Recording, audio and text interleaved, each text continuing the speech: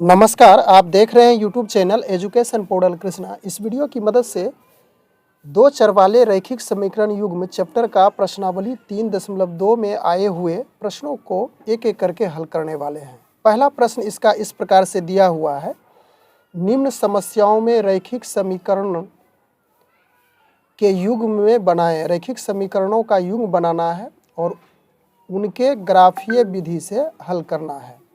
तो पहला इसका हिसाब इस प्रकार से दिया हुआ स्क्रीन पे आप देख सकते हैं और किताब की सहायता से भी आप इस हिसाब को देख करके समझ सकते हैं। कक्षा 10 के 10 विद्यार्थियों ने एक गणित की पहेली प्रतियोगिता में या पहेली पढ़ेंगे प्रतियोगिता में भाग लिया। यदि लड़कियों की संख्या लड़कों की संख्या से 4 अधिक हो तो प्रतियोगिता में भाग लिए लड़कों और लड़कियों की संख्या ज्ञात करनी है। तो सबसे पहले हमें इसमें x और y यानी कि दो चर वाले में रैखिक समीकरण को ज्ञात करना है। उसके बाद ग्राफ विधि से फिर इसको हल करेंगे। तो चलिए इसका सॉल्यूशन करते हैं। तो इसमें लड़कों और लड़कियों की संख्या ज्ञात करनी है। तो मान लेंगे लड़कियों की संख्या और लड़कों की संख्या। माना कि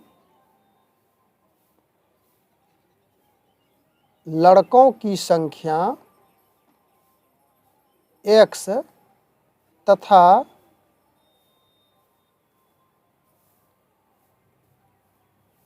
लड़कियों की संख्या y है, इसे मान लिए।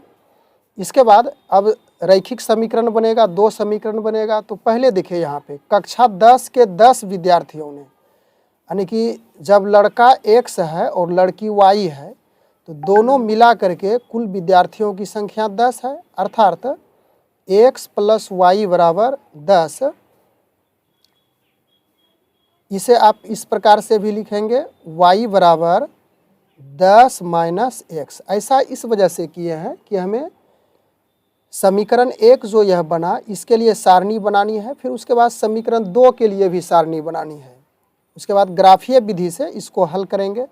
उसके बाद अगला समीकरण होगा तथा अब यहाँ से समझिए, यदि लड़कियों की संख्या लड़कों की संख्या से 4 अधिक है, कहने का अर्थ हो गया कि लड़कियों की संख्या y है और यह लड़कों की संख्या x से 4 अधिक है। यह हो गया समीकरण 2।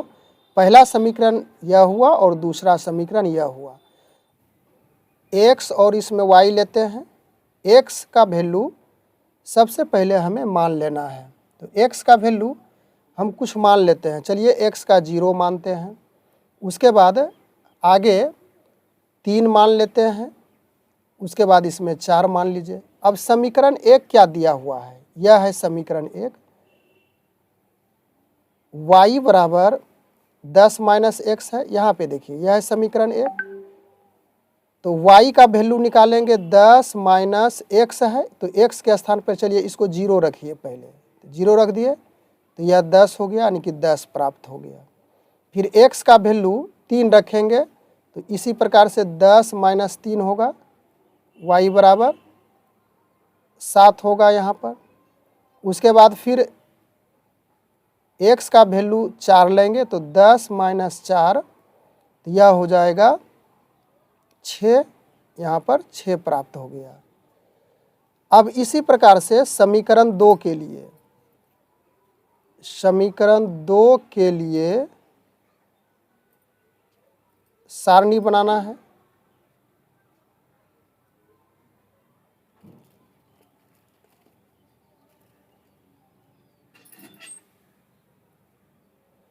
यह x हो गया, ये y हो गया। इसमें भी उसी प्रकार से लीजिए, 0 ले लिए, 3 ले लिए और 4 ले लिए।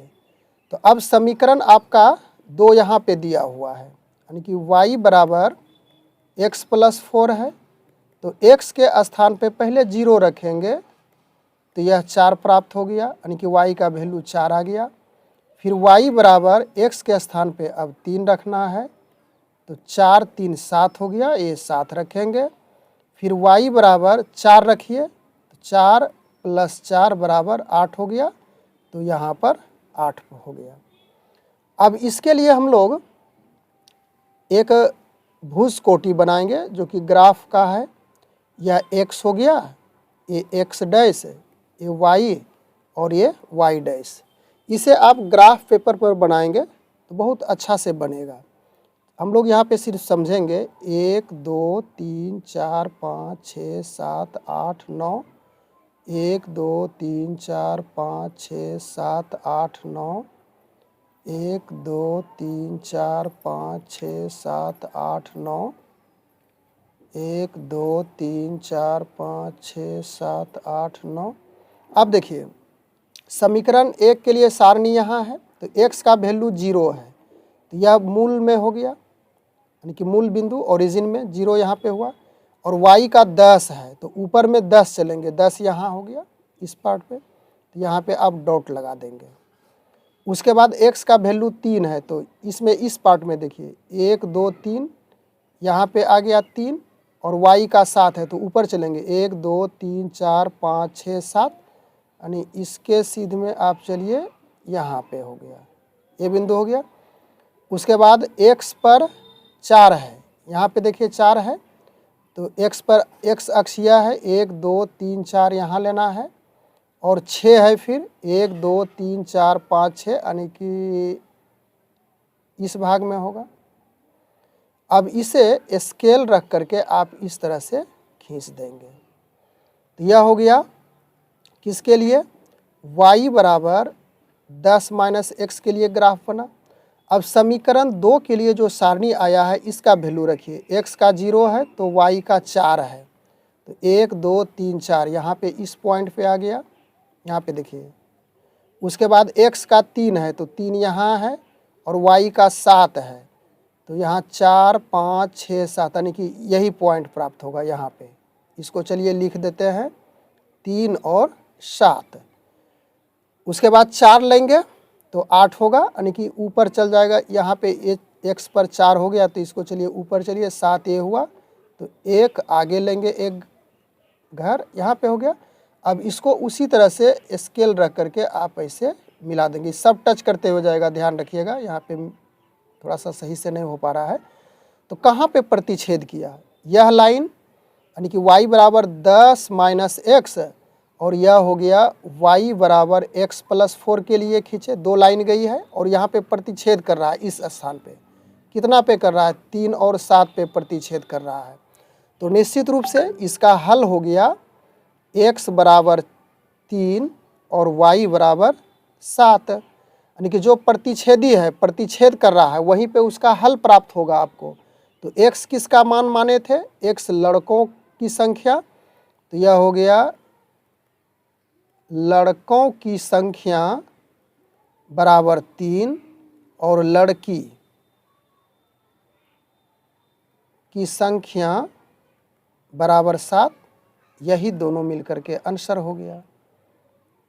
अब आगे हम लोग देख लेते हैं, इसी का दूसरा हिसाब है कि 5 पेंसिल तथा 7 कलमों का मूल्य 50 रुपया है, जबकि 7 पेंसिल तथा 5 कलम का मूल्य 46 रुपया है। तो 1 पेंसिल और 1 कलम का मूल्य ज्ञात करना है। तो सबसे पहले हमें मान लेना है कि माना कि 1 कलम, पहले क्या है, पेंसिल है, तो चलिए पेंसिल ही मानते हैं।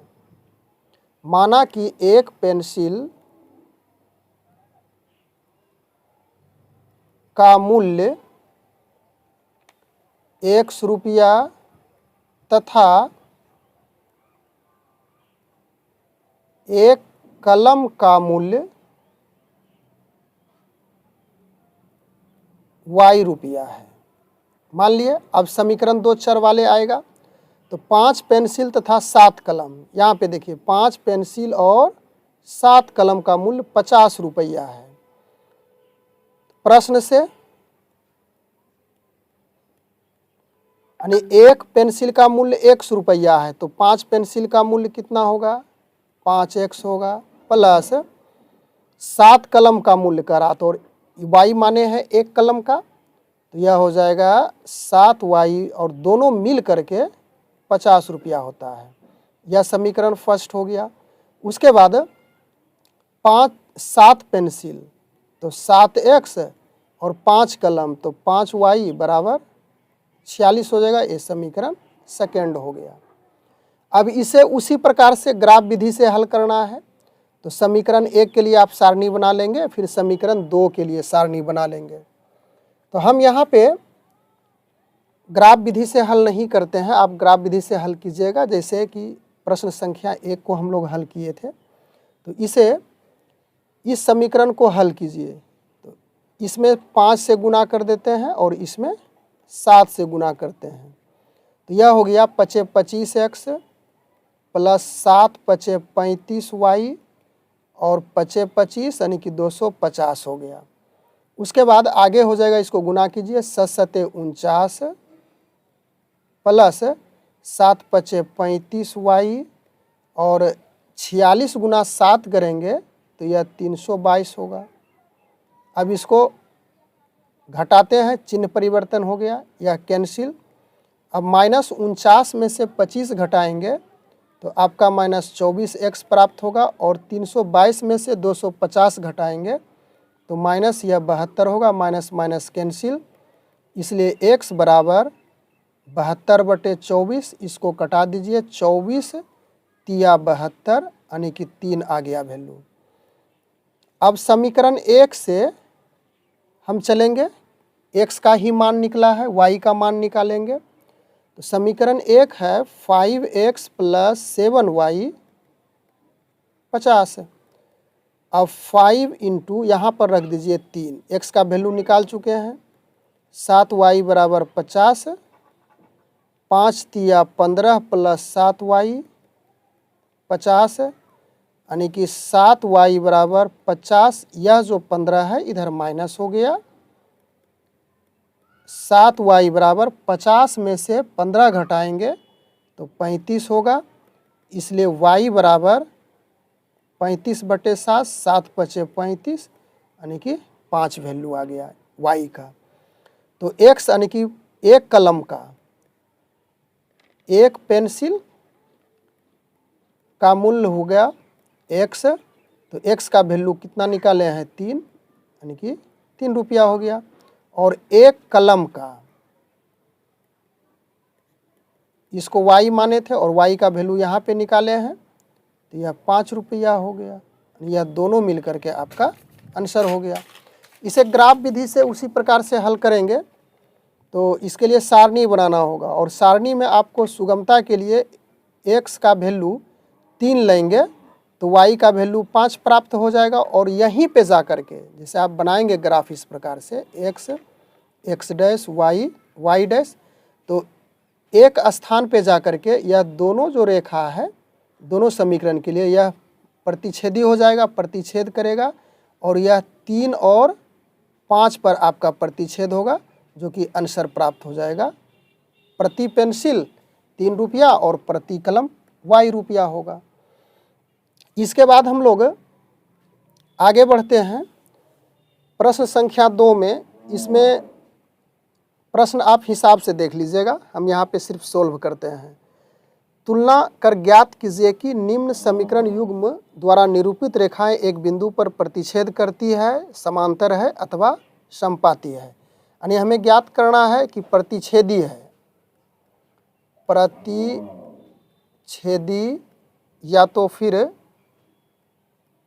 समांतर या तो फिर या समपाती, यही चीज़ हमें ज्ञात करना है। यह दूसरा नंबर प्रश्न हम लोग चल रहे हैं। पहला है समीकरण दिया हुआ 5x minus 4y plus 8 equal to 0 और दूसरा समीकरण है 7x plus 6y minus 9 equal to 0। अब इसमें देखना है कि प्रतिच्छेदी है कि समांतर है या समपाती है। प्रश्न आप किताब से देख लीजिएगा। तो एक व्यापक समीकरण का जो 2 चर वाले रैखिक समीकरण का रूप है वह इस प्रकार होता है ax plus by plus c बराबर 0, dx plus ey plus f equal to 0। अब इससे यह जो जनरल फॉर्म है दो चर वाले रैखिक समीकरण का। इससे हम इसको तुलना करेंगे। देखिए ए के स्थान पर 5 है तो लिख लीजिए a बटे डी बराबर b बटे ई बराबर c बटे एफ। तो a क्या है 5 है और d क्या है 7, नीचे कर देंगे बराबर, अभी बराबर लेके चलते हैं तीनों, बाद में क्या होगा हम लोग चलेंगे। तो -4 और e हो गया 6 बराबर c कितना है 8 और f है -9। तो अब इसी में तुलना कीजिए ये दोनों वाला में 5/7 बराबर है -4/6 का, नहीं है, यानी कि डज नॉट हो गया। अर्थात कहने का अर्थ हो गया कि a बटे d does not equal to b बटे ई। तो इस स्थिति में समीकरण का एक हल होगा, एक और केवल एक हल होगा। तो जब एक हल होगा तो यह क्या होगा प्रतिच्छेदी होगा। यही तो हमें निकालना था, यह प्रतिच्छेदी हो गया आंसर। दूसरा नंबर हिसाब भी इसी जगह देख लें। 9x + 3y + 12 = 0, 18x + 6y + 24 बराबर 0 है। तो अब इसमें देखिए इसी प्रकार से इससे व्यापक समीकरण से तुलना करेंगे। तो a बटे डी बराबर b बटे ई बराबर c बटे एफ लेकर के चल रहे हैं। तो a का वैल्यू कितना 9 है और d का 18 है। तो 9/18 3/6 और c का कितना है 12 है और f का 24 है, यानी कि 12/24। 9 दूनी 18, 3 दूनी 6, 12 दूनी 24, क्या प्राप्त हो गया 1/2 बराबर 1/2 बराबर 1/2। अर्थात a बटे डी बराबर b बटे ई बराबर c बटे एफ। जब ऐसा होता है तो अनगिनत हल होता है, यानी कि अनेक हल होगा। और अनेक हल होने के में क्या कंडीशन आता है, यह संपाती हो जाएगा, संपाती, यही आपका आंसर हो गया। उसके बाद तीसरा नंबर हिसाब भी हम लोग देख लें। 6x - 3y + 10 = 0 है। उसके बाद 2x - y + 9 = 0 है।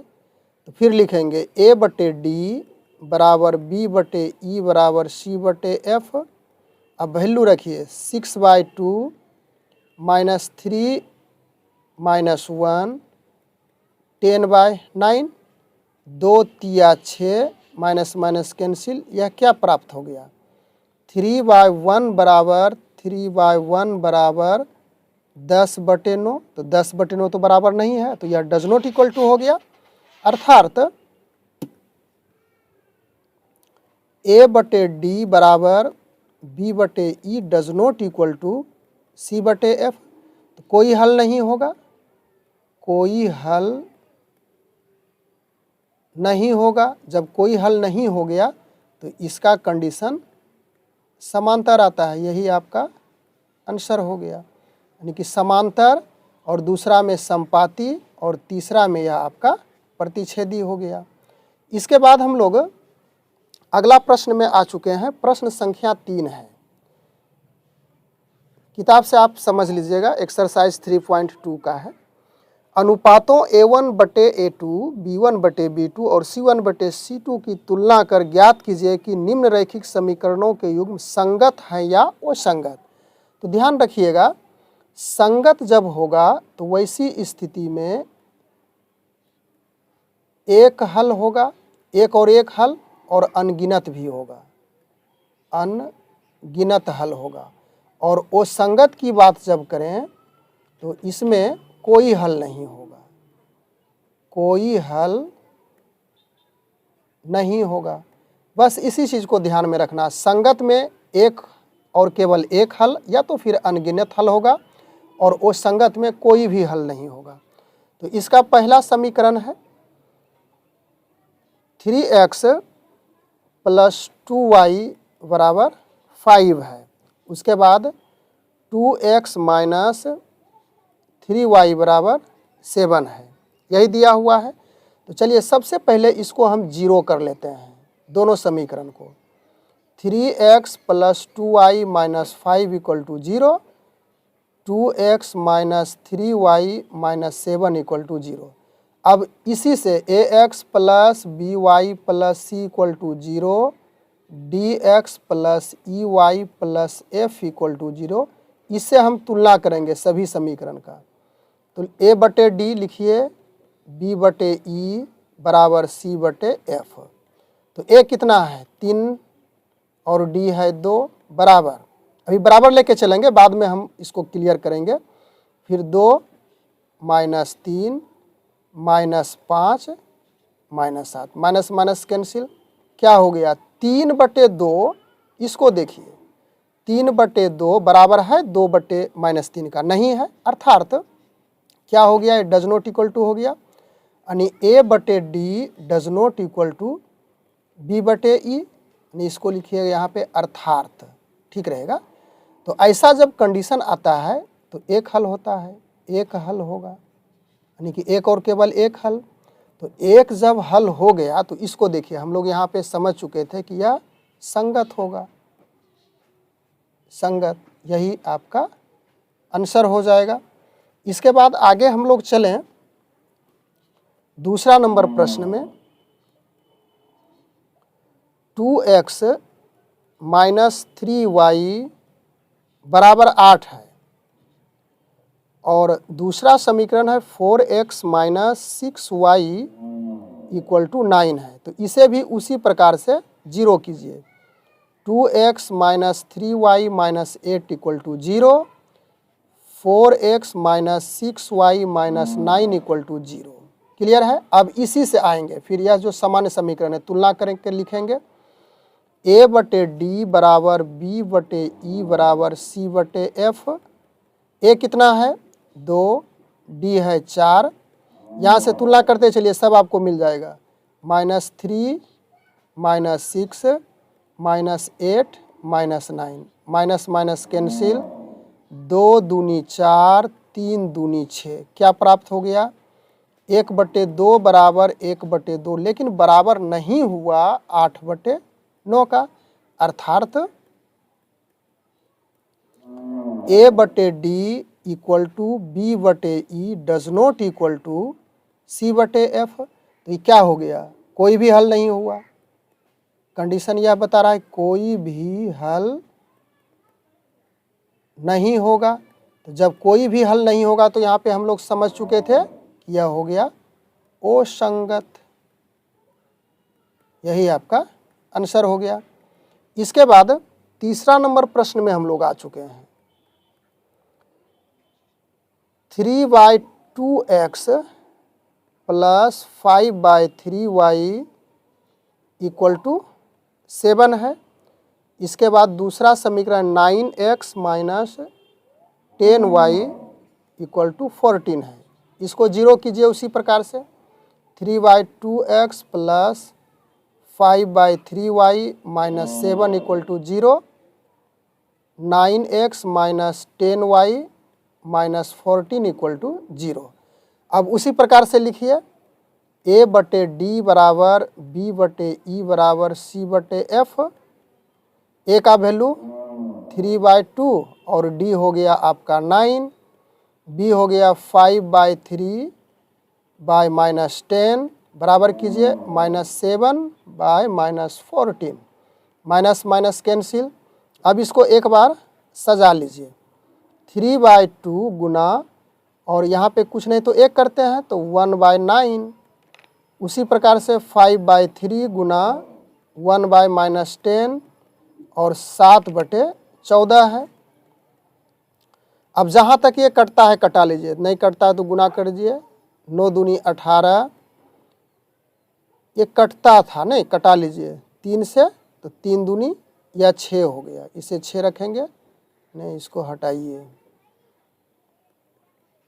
तो यह हो गया 1/3 दूनी 6, इसको कटाइए 5 दूनी 10, 3 दूनी -6, और 7 दूनी 14, 1/2 क्या हो गया, यह तो बराबर नहीं हुआ, क्योंकि इसमें देखिए इसमें प्लस है, ए वाला पार्ट में प्लस है और इसमें माइनस है, तो डज नॉट इक्वल टू, अर्थात A/D does not equal to B/E। तो समीकरण का एक हल होगा।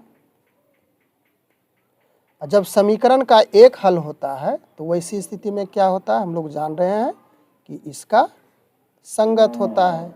यही आपका आंसर हो गया।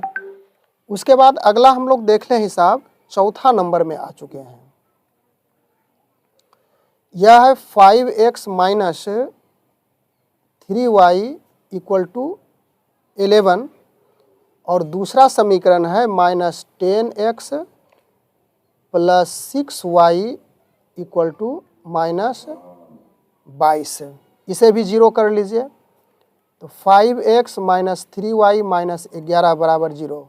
प्लस 11 है राइट हैंड में, तो इसको लेफ्ट हैंड में लाए तो माइनस हो गया। इसी प्रकार इसको लिखिए -10x प्लस 6y -22 है, तो यह होगा +22 इक्वल टू 0। अब लिखिए A/D बराबर B/E बराबर C/F। A का वैल्यू 5 और D का -10, 3/6 और -11/22। कटाइए, 5 दूनी 10, 3 दूनी 6, 11 दूनी 22। क्या प्राप्त हो गया, -1/2, -1/2, -1/2, यानी तीनों बराबर हो गया। अर्थात कैसा प्राप्त हो गया, A/D बराबर B/E बराबर C/F। तो इसका तो अनगिनत हल होगा, अनगिनत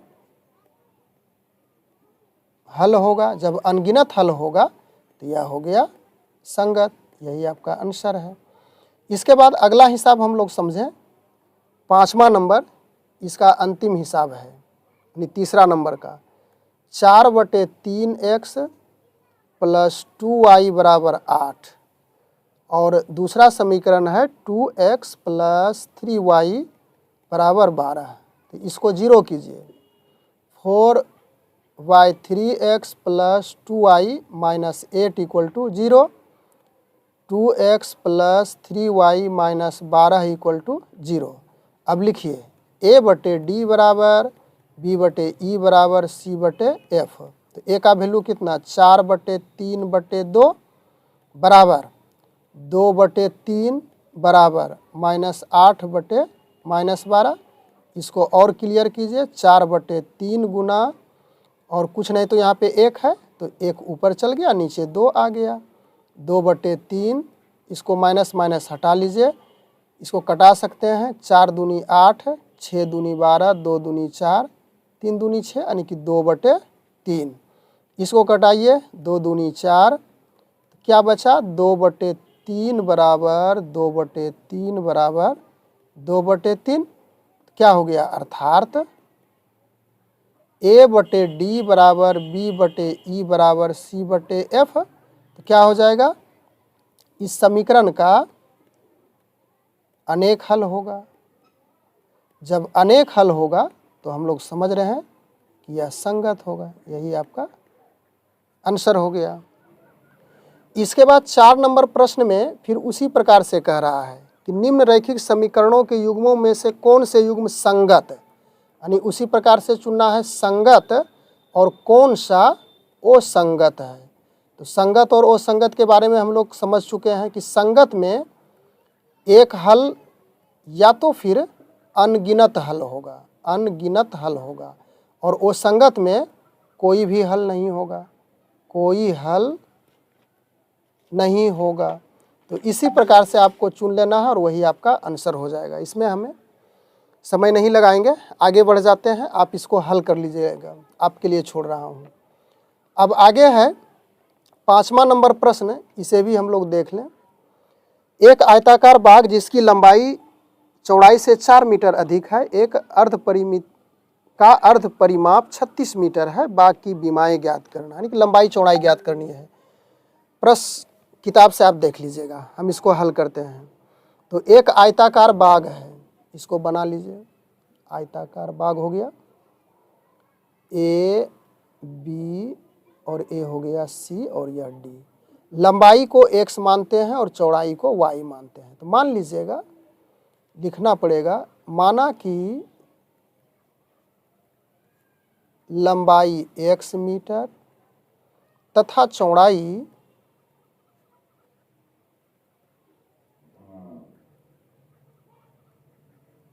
y मीटर है। अब प्रश्न से चलेंगे। प्रश्न क्या कह रहा है? जिसकी लंबाई चौड़ाई से 4 मीटर अधिक है, यानी लंबाई x है, चौड़ाई y है, तो लंबाई चौड़ाई से 4 मीटर अधिक है। हो गया पहला समीकरण, इसे फर्स्ट समीकरण मान लीजिए। तथा अर्ध परिमिति 36 मीटर दिया हुआ है, तो आयत की परिमिति का सूत्र लिखिए। आयत की परिमिति बराबर 2 इंटू लंबाई जोड़ चौड़ाई। अर्ध परिमिति है 36 मीटर, यानी कि अर्ध परिमिति 36 मीटर है, तो पूर्ण परिमिति कितना होगा? तो 36 गुना 2 कर देंगे, 72 मीटर हो गया, यानी कि यह परिमिति हो गया। तो 72, 2 लंबाई को x माने हैं और चौड़ाई को y। तो 72, 2 इधर ले आइए, x प्लस y कट गया, 36 बचा, यानी कि x प्लस y बराबर 36। समीकरण आपका ये सेकेंड हो गया। अब दोनों समीकरण को हल कीजिए एक जगह रख करके। तो चलिए इसको ऐसे हल करते हैं। x बराबर y प्लस 4 दिया हुआ है, इसी में मान रख देते हैं। तो x प्लस y बराबर 36 समीकरण सेकेंड है, इसमें x का वैल्यू रख देते हैं y प्लस 4 प्लस y बराबर 36। ऐसा क्यों किया? क्योंकि x का वैल्यू है y प्लस 4, तो x के स्थान पे y प्लस 4 रख दिए। अब इसको जोड़िए, y 2y 36 और 4 को इधर घटा दीजिए ला करके।